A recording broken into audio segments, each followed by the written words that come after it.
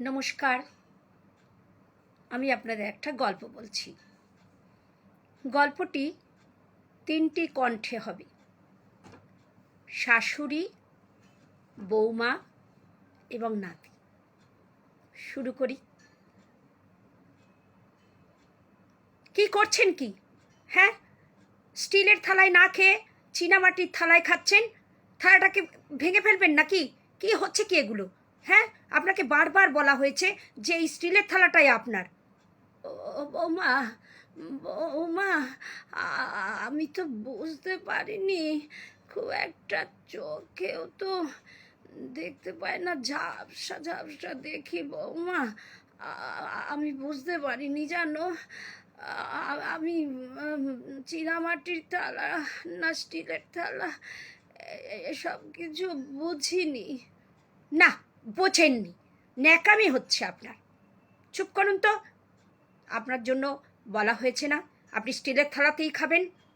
এত দামি দামি চীনামাটির থালা, এসব ভেঙে গেলে কি হবে? কোত্থেকে পাবো আমি? ডিসকাস্টিং। ও বৌমা, বৌমা গো, তুমি এত রেগে যাচ্ছ কেন বৌমা? ও বৌমা, আর এরকম হবে না, আর এরকম হবে না বৌমা। এবার থেকে আমি আমার স্টিলের থালাতেই খাবো বৌমা। হ্যাঁ হ্যাঁ, অনেক হয়েছে। ঢং দেখলে আর বাঁচি না। এই জন্য আপনাদের মতো শাশুড়িদের না ওই বৃদ্ধাশ্রমে পাঠানো উচিত। ঠাকুমা, ও ঠাকুমা, কি বলছিস বেল্টু?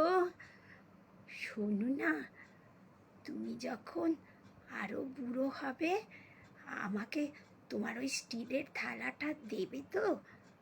কেন রে, তুই আমার স্টিলের থালাটা দিয়ে কি করবি? হ্যাঁ বেল্টু,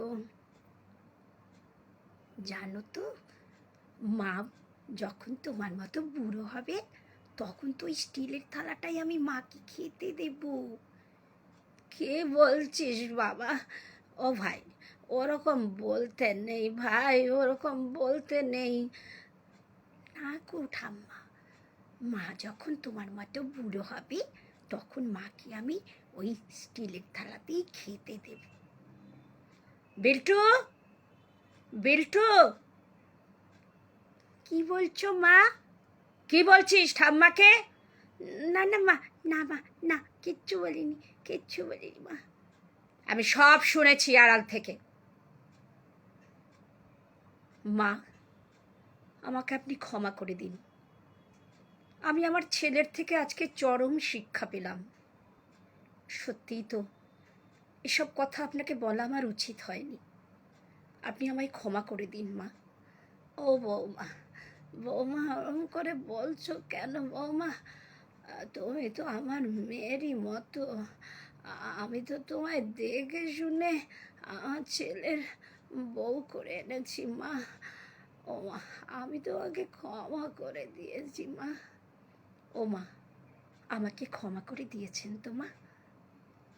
আর কোনো দিনও এরকম হবে না মা। আমি সত্যিই মা, বিল্টুর থেকে আমি চরম শিক্ষা পেলাম। সত্যিই তো। নমস্কার বন্ধুরা, গল্পটা ভালো লাগলে লাইক কমেন্ট করবেন।